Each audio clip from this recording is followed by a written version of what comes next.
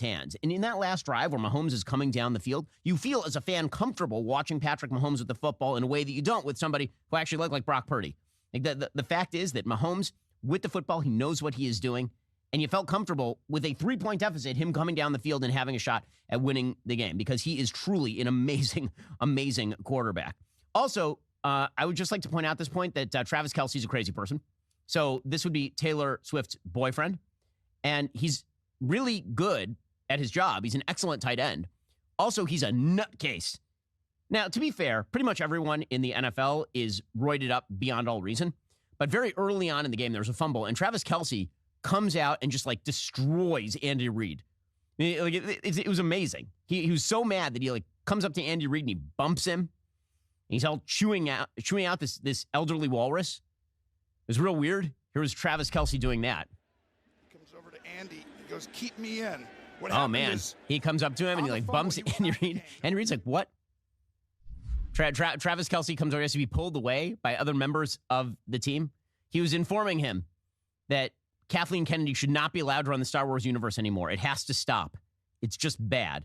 So good luck to Travis Kelce. And honestly, you know, I'm happy for Travis Kelce because he was like this close to being the subject of Taylor Swift's next breakup song. But then he was saved by Patrick Mahomes. So now maybe the Taylor Swift baby boom is going to happen. This has been my prediction, is that Travis Kelce is going to propose to Taylor Swift. They're going to get married. They're going to have kids. And suddenly a bunch of feministy 32-year-olds who never got married because girl power are going to realize marriage is good and then have babies, and it's going to save the country. Maybe that is the way that our country gets saved, is by Travis Kelce and Taylor Swift having genetically perfect babies. Maybe that's the way this actually works. Okay, which brings us to that fan box. So this is the first time I've ever watched a game where Taylor Swift is in the skybox, where my ire was not directed at Taylor Swift.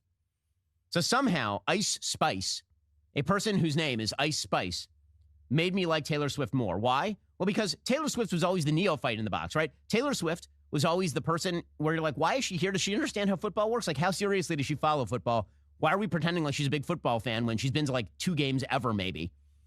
And now she's there explaining to Ice Spice how exactly football works. Like literally explaining to her at the Super Bowl that this one team goes that way and that other team goes the other way. And Ice Spice is watching all of this as though she's trying to process higher mathematics like Winona Ryder at the Oscars a few years back.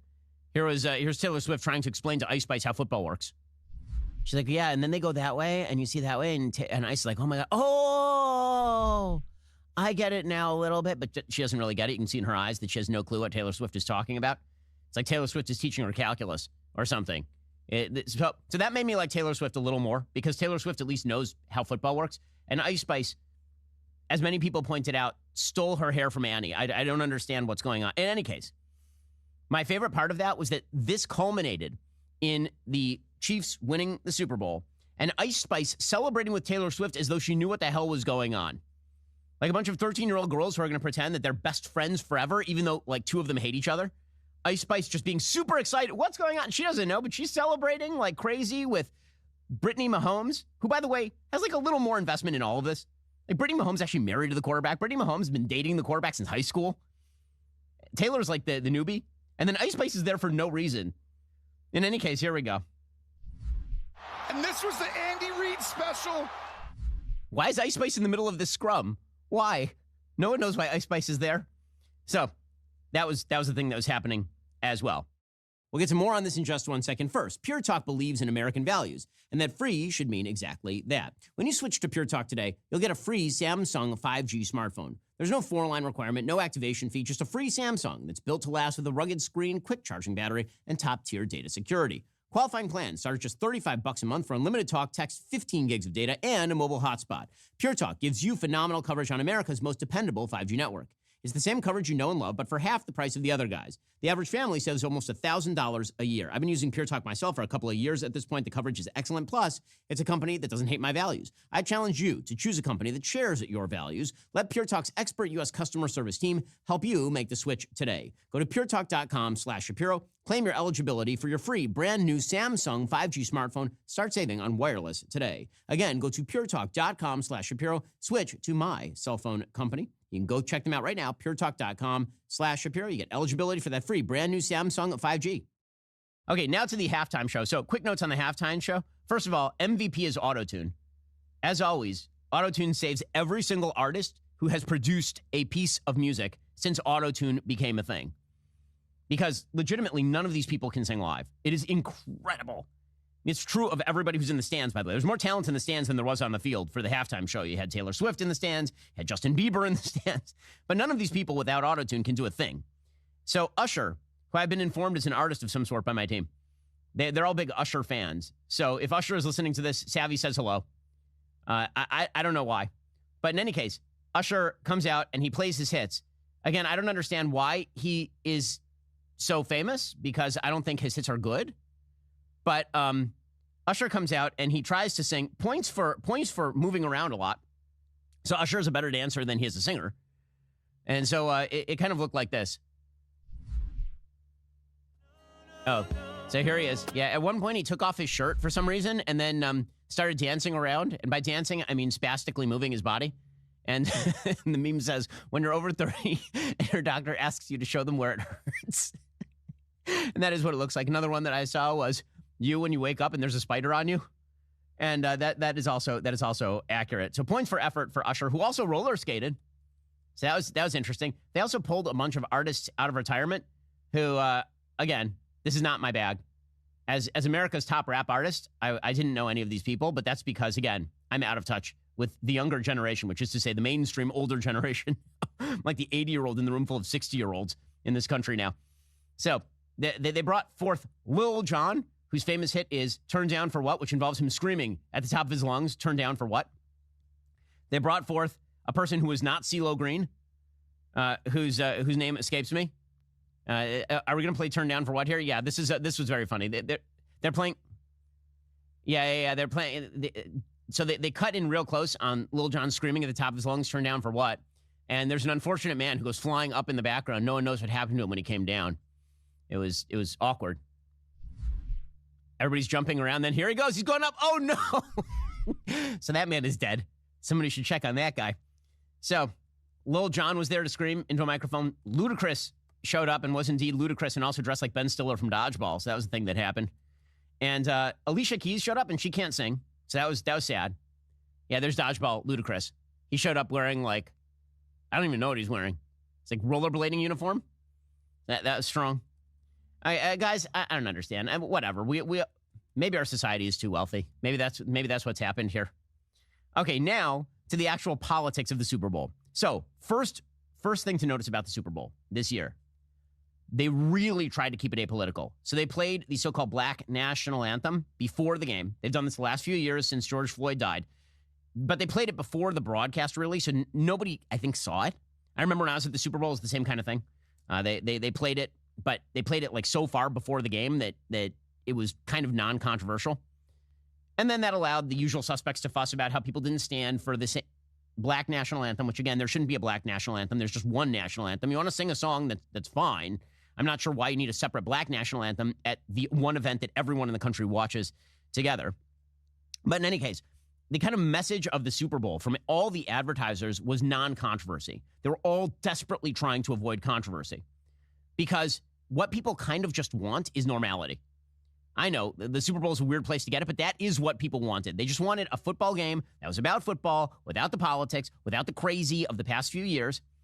And that's what every commercial was about. So pretty much every commercial was just a normal 1996 level commercial with nothing really provocative about that, which is why when there was something provocative in the commercials, it really stood out. So there are really only two sort of provocative commercials along these lines. One was an ad for an organization called He Gets Us, the He being Jesus. And it's controversial because this take on Jesus is hippie Jesus. Now, obviously, I'm not a Christian. I'm an Orthodox Jew. But I have read the New Testament, and virtually all my friends are very religious Christians. And I will point out at this point that even someone like me understands that the message of Jesus is not one of unending tolerance for behavior. It's love of human beings, but not tolerance for bad behavior.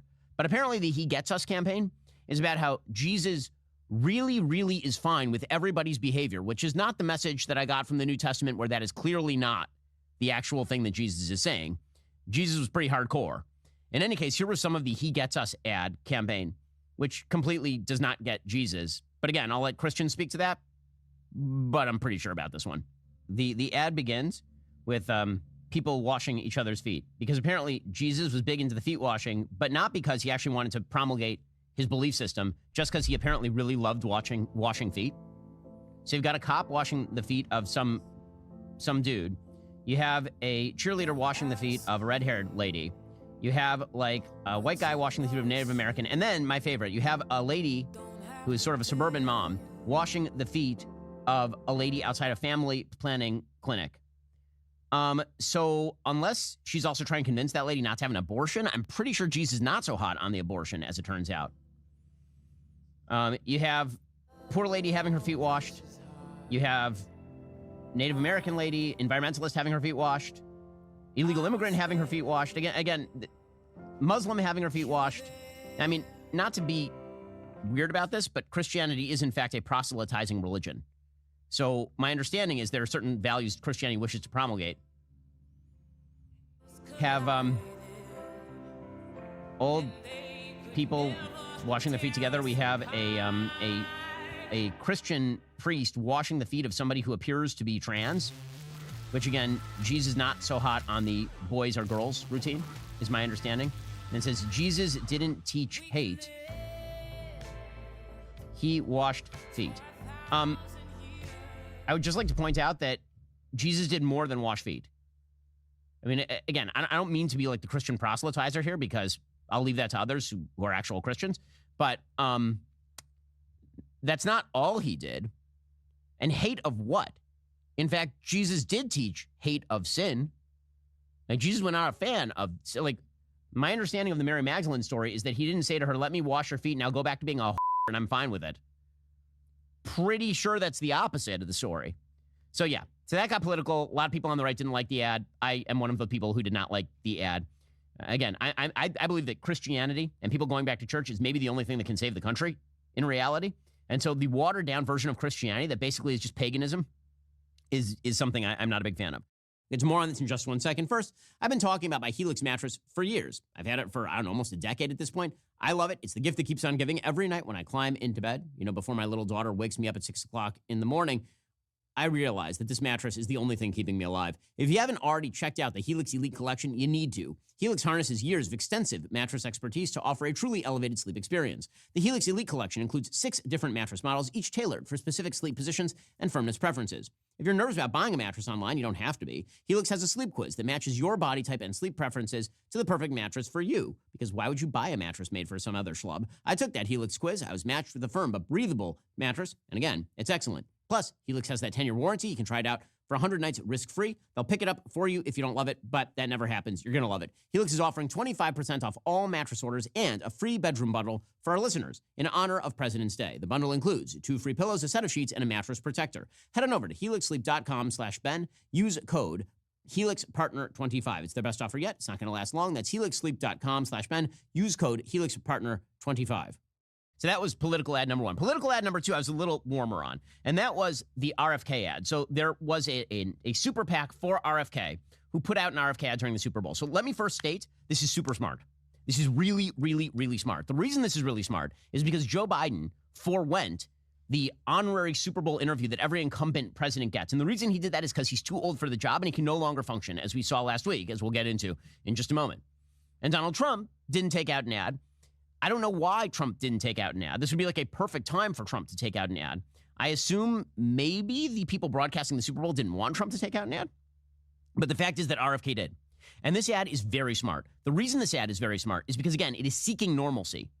So what the RFK Super PAC understands that what Americans basically want is everybody to calm the F down. That's kind of what most Americans want at this point. All they want is to know that they go to work, they're going to take home the vast majority of their money, they're going to be able to raise their families without being victimized by street crime, that they're not going to have their boys turned into girls or whatever, that like they just want a baseline level of normalcy. That's what most Americans are looking for at this point. And what that is a throwback.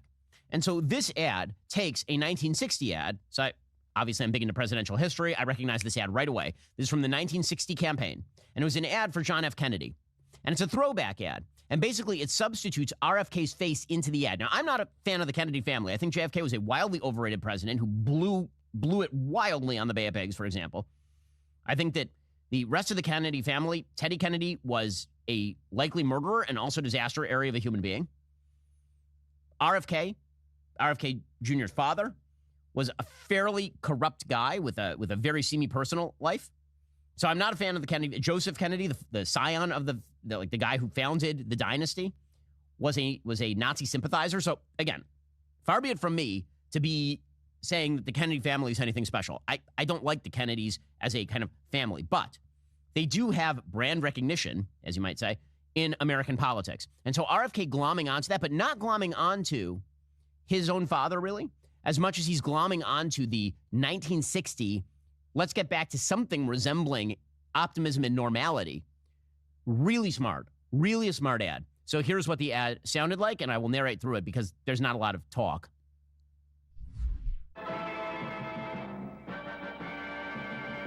Okay, so it says Kennedy for president, and then it has pictures of RFK where the JFK pictures used to be.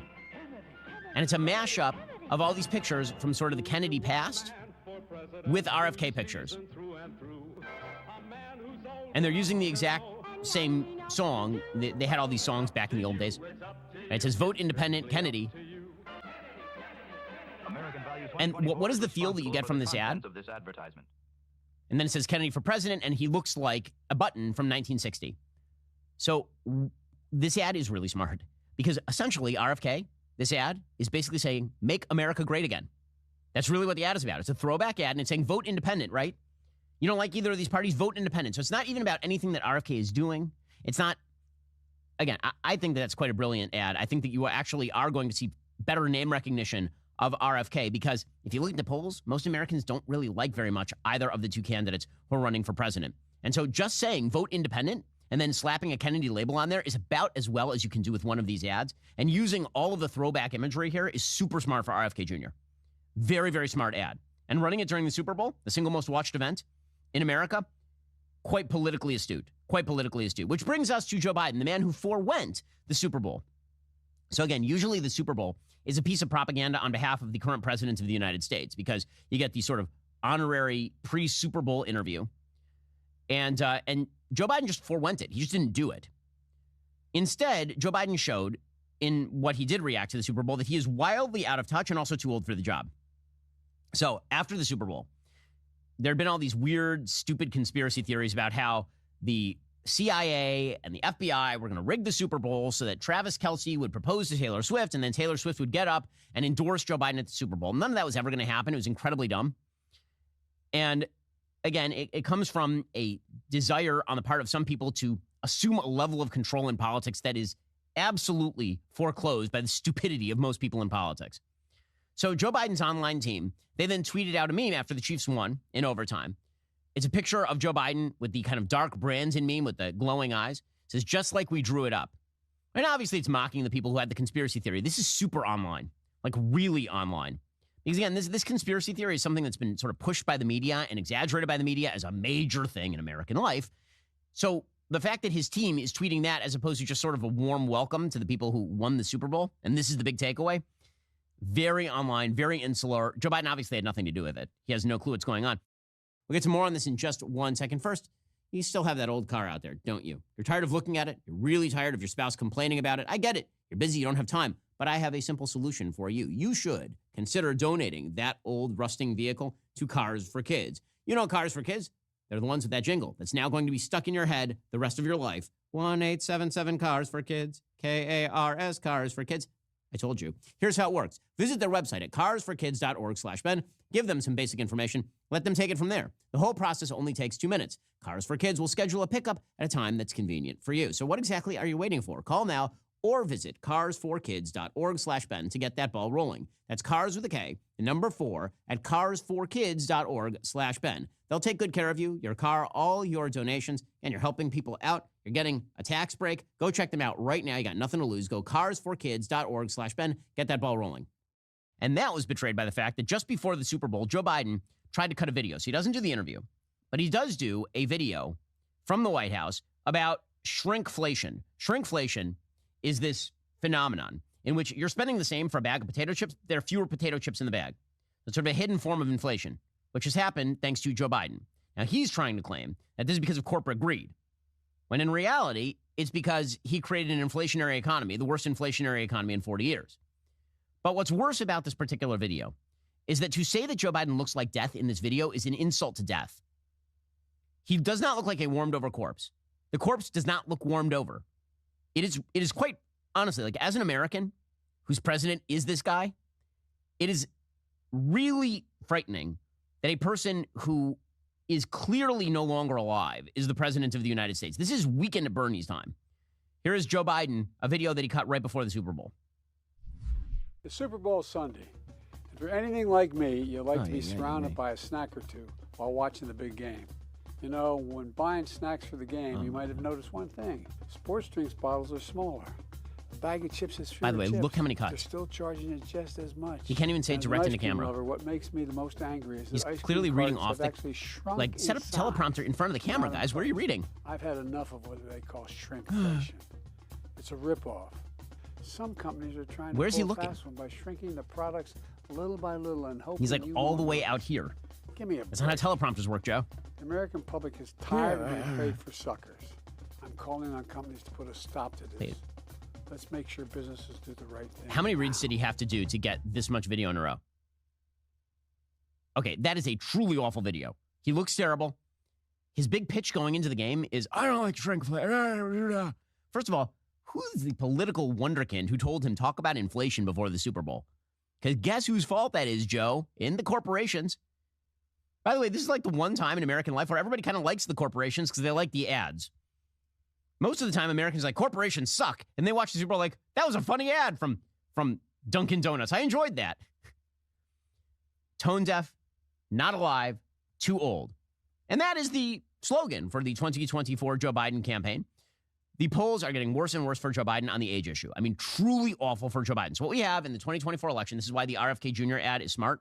What we have is a president who is far too old and terrible at his job. I'm more concerned about him being terrible at his job, frankly. I think a lot of people are concerned about the fact that he's no longer sentient, that he's a houseplant hiding the water stain that is the Democratic Party policy. I'm more concerned about the water stain, to be honest with you. But by polling data, most people are very, very concerned about the houseplant himself.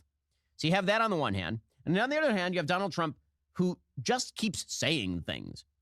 Stop saying things. If you want to, it's just the world's longest game of hold my beer. It's just, in any case, we'll start with Joe Biden. So, brand new ABC News Ipsos poll.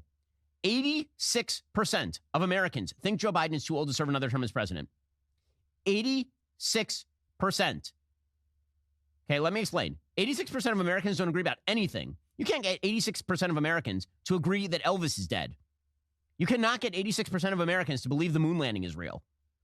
86% of Americans agree that Joe Biden is too old, and the other 14% are direct members of Joe Biden's extended family. Everyone knows he's too old for the job. Everyone knows he's no longer sentient. Everyone knows he's falling apart.